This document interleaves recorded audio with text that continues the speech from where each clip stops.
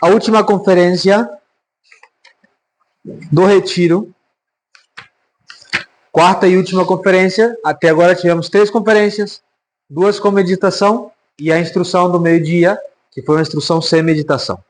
Bem, essa conferência ela é acompanhada com meditação e é um começo da conclusão do Retiro. A conclusão, enquanto a instrução, enquanto as meditações, vai ser o sermão da missa. Eu não vou falar o tema para ser surpresa. Bem, terceira conferência, título A Graça e a Glória. Lembrando que a nossa ordem, enquanto a elevação sobrenatural, é a ordem da graça e da glória. Deus nos criou, né? Nós temos a nossa natureza, e essa natureza está elevada para conseguir a graça por meio dos méritos de nosso Senhor Jesus Cristo, e mediante a fidelidade essa graça chegar à glória. Então nisso consiste a vida sobrenatural, a elevação do homem à ordem sobrenatural. Então, antes vamos lembrar aqui, restabelecer os conceitos vistos até agora.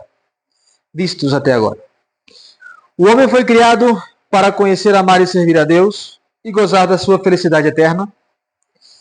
O homem deve usar das coisas criadas para conseguir este fim. O homem é livre. O pecado nos faz escravos do demônio, enganando-nos com uma liberdade falsa e aparente, chamada libertinagem. O salário do pecado é a morte eterna. E relembrados esses princípios, vejamos agora qual é o papel da graça santificante no plano divino da elevação do homem à ordem sobrenatural. Por definição, qual é a definição da graça? Que as criancinhas já sabem responder. A graça santificante é um dom divino que faz o homem filho de Deus, herdeiro do céu. Isso aí as crianças repetem de memória. Mas um pouco mais especificadamente, por definição, a graça santificante é um dom divino infundido pelo mesmo Deus nas nossas almas, que nos faz participantes da mesmíssima vida de Deus, transformando-nos em filhos adotivos seus e verdadeiros herdeiros do céu, herdeiros da glória eterna, por Cristo, com Cristo e em Jesus Cristo. Esse é o triplo efeito da graça.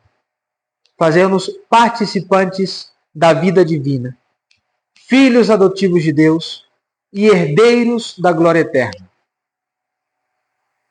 E por que eu digo por Cristo, com Cristo e em Cristo? Os senhores lembrarão da parte da missa, onde o padre diz per ipsum et cum ipso et in ipso est Deo Patri.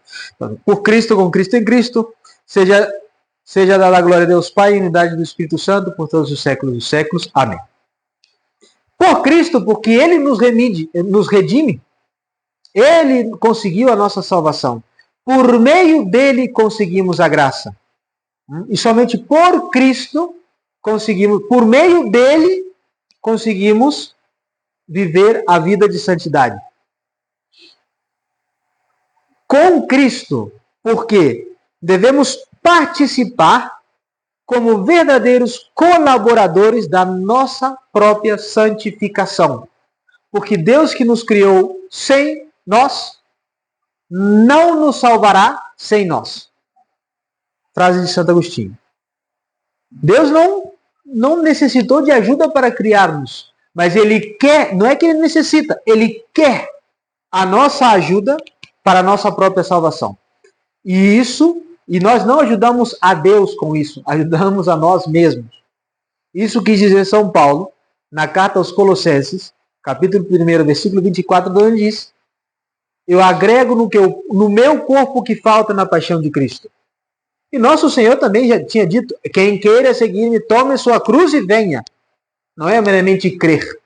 Nós devemos conseguir a graça com Cristo, atuar.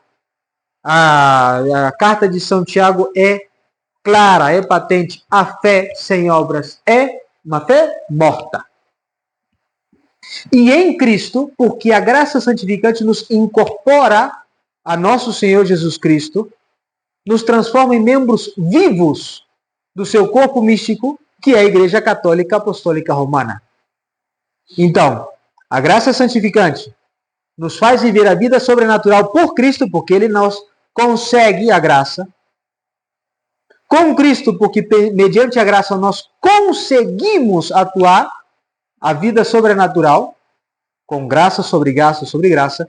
E em Cristo, porque a graça nos faz membros vivos do corpo místico de nosso Senhor. É coisa muito fácil perceber, então, que a verdadeira dignidade do homem está nessa elevação à ordem sobrenatural. É coisa fácil, evidente. E todas aquelas coisas que me fazem descer dessa elevação são indignas da minha natureza. Vejam só, indignas da minha natureza. O pecado, o vício, as más conversas, as más companhias, todas essas coisas são indignas do homem. O homem é a criatura preferida de Deus. Aí está a sua grande dignidade.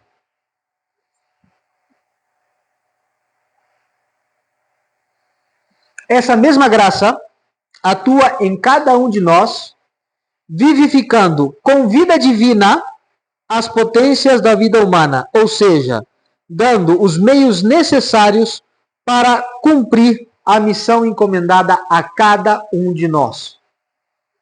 Por que eu quis ler aquela parte de o que nós lemos na hora do lanche ali, das 4 da tarde, algo da teologia de São José? Para que os senhores percebessem qual foi o tamanho da graça que recebeu São José, tendo recebido tamanha missão. Os senhores têm uma missão difícil, porque os padres seminaristas não vivem numa bolha. Nós sabemos o que é o mundo. Nós dirigimos, nós vamos no mercado, nós trabalhamos também na sociedade e é difícil. É verdade que os senhores mais, mas nós conhecemos toda a dificuldade. E é muito difícil. É muito difícil. Tem que ter uma força de vontade muito grande para não ceder ao pecado. Mas Deus dá graça. A missão está dada. Um tem que ir trabalhar. Todo mundo trabalha aqui. Todo mundo não pode. Não vou trabalhar hoje. Não pode.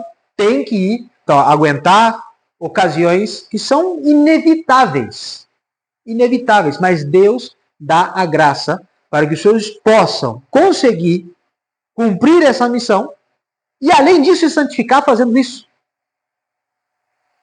E a vocação matrimonial, que é uma verdadeira vocação, essa história que matrimônio não é vocação, é conversa fiada. A vocação matrimonial, essa terminologia é tão antiga quanto o matrimônio, tem como fim o aumento dos adoradores de Deus sobre a terra. Esse é o fim. Porque Deus disse, crescei e multiplicai-vos, enchei a terra. É uma ordem de Deus. E nós podemos dizer, então, de certa maneira, que um dos fins do matrimônio é a criação da sociedade. Ou não? A sociedade está composta de quê? De indivíduos. De onde vêm os indivíduos? Das famílias. Então, um dos fins do matrimônio é a criação da sociedade. Mas Deus, sendo perfeitíssimo, e perfeitíssimas são as suas disposições, Deus não poderia propor ao mundo uma sociedade como se fosse uma massa desordenada. Um grupo de pessoas que não tem ordem. E por isso que fez Deus, comunicou a sua própria autoridade a alguns membros dessa sociedade. São Paulo diz, toda autoridade vem de Deus. Então, alguns membros dessa sociedade possuem esse aspecto divino da autoridade.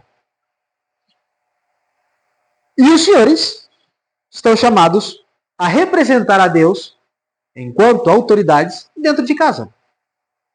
Os senhores são aqueles que devem promover essa ordem da pequena sociedade chamada família. A autoridade tem por fim a ordem. E a ordem leva ao progresso. Ó, coincidência. Dia da Independência do Brasil, ordem e progresso. Já disse que não tem nada a ver as coisas que envolveram independência, se maçom daqui e maçom dali. Estamos falando da frase. A autoridade leva à ordem e a ordem leva ao progresso. Onde não há autoridade, não há ordem. Onde não há ordem, não há progresso. E aqui nós estamos falando de progresso sobrenatural, obviamente. Então vejam só a grande importância da autoridade do pai de família. Se ele atua bem a autoridade que ele tem ordem na sua casa, e logo a ordem produz o seu fruto principal, que é o progresso. O homem, ele é essencialmente sociável, na nossa natureza. E não tem como o crescimento da natureza fora dessa sociedade chamada família. O homem nasce... voltei umas linhas. Portanto, os pais de família possuem a verdadeira autoridade que ele deve exercer sobre a pequena sociedade da família, com o fim principal de levar a toda essa sociedade à felicidade eterna. É verdade que existem fins secundários. Nós precisamos de uma casa para morar, nós precisamos de comida para sustentar-nos, nós precisamos disso, daquilo, aquilo outro. Mas o fim principal dessa pequena sociedade é juntos alcançar a vida eterna. Toda a sociedade, por definição, é um conjunto de indivíduos que, mediante pelos mesmos meios, procuram o mesmo fim. Se por meios opostos e por fins diversos os indivíduos procuram coisas que não compaginam-se entre si, a sociedade está dividida. Então, uma sociedade bem composta são indivíduos que, com os mesmos meios, procuram os mesmos fins. No caso, o mesmo fim, que é o fim principal, que é a salvação eterna. Então, a graça santificante no pai de família é isso. Guiar a família para a eterna bem-aventurança. Lendo aqui o que estava preparado. Então, a graça santificante num pai de família atua com o fim de que este governe as almas a si confiadas e as guie, literalmente as guie ao céu. Fazendo isso, ele consegue para si a própria salvação, mesmo que algum desses membros se desviarem. Porque chega um momento que os filhos crescem e são independentes. E quantas vezes nós vemos que de boa raça sai a cria atravessada? Não é? Mas enquanto os pais façam o necessário para que aquela alma se salve, ele está salvando a sua própria. Então, esse dom que os senhores recebem de ser pais é o meio pelo qual os filhos vão salvar as suas almas, e não devem meramente salvar as almas, senão santificar as suas almas fazendo isso. Isso são dois conceitos diferentes. Salvar as almas, salvar a própria alma e ficar quanto tempo no purgatório e ser santo. São duas coisas diferentes. A santidade vem depois do fato de que nos salvamos, é verdade. Mas Deus não quer que nós nos salvemos assim. Ah, não, com o purgatório eu estou satisfeito. De maneira alguma. Isso é um amor medíocre. E Nosso Senhor não teve um amor medíocre. Ah, não, com a agonia do Horto. A agonia do Horto das Oliveiras está bom. A flagelação já é suficiente. Não. Até a cruz. Até a última gota de sangue. Então nós devemos procurar a santidade. E os senhores têm a missão de procurar a própria santidade, trabalhando pelas almas das esposas e dos filhos. Então, o pedido da meditação, a eterna salvação dos seus, esposa e filhos, e por meio dessa salvação, conseguir a sua própria. Porque isso gera em nós, nessa oração, aquele sentido de verdadeira paternidade. Porque o pai que come e deixa os seus filhos famintos é um miserável, é um infeliz, digno de açoites. Então, o pai que pretende, não consegue, mas pretende saciar sua própria alma, descuidando das almas que foram confiadas à sua autoridade, é um miserável, porque não cumpre a missão que lhe foi dada. Nós começamos essa conferência um pouco antes do planejado, porque, como podem ver, as pessoas já estão chegando para a confissão. Eu pedi para que eles chegassem cedo, para que a missa começasse no horário correto. Tem gente que veio de longe. E, como indicação, façam a meditação aqui na capela, porque é impossível não sair e cumprimentar. Aqui tem criança, a criança não vai entender, que estão em silêncio. E mantenham essa fidelidade ao silêncio até terminar o retiro. Porque, quem sabe, a última moção da graça que os senhores recebam é no último instante do retiro. Mas se os senhores já está acabando. Oi, tudo bem? Foi bom, tudo. Não. Depois da missa vai ter tempo de sobra. Vocês têm toda a vida para falar disso. Mas sejam fiéis a esse silêncio, esse recolhimento da alma. Porque é muito bom que os senhores façam bem essa meditação. Façam esse processo, processem bem essa autoridade que os senhores receberam, que é reflexo da autoridade de Deus. Como os senhores salvam as suas almas, salvando as almas dos seus. Reflitam bem sobre isso. Bem sobre isso. Lembrando que os filhos, meninos, têm no pai, homem, um reflexo que eles querem imitar sempre. Sempre. Por mais que o menino seja mais da mãe. Mas como é menino, e cresce e vira homem, ele vai olhar para o pai como um herói, sem capa. E se o herói desvia, a criança vai desviar também. Lembre-se, essa autoridade que os senhores receberam de Deus. Se os senhores atuam bem, dentro da casa vai ter uma ordem sobrenatural. E essa ordem produzirá, de maneira natural, o fruto principal da ordem, que é o progresso sobrenatural de cada uma das almas.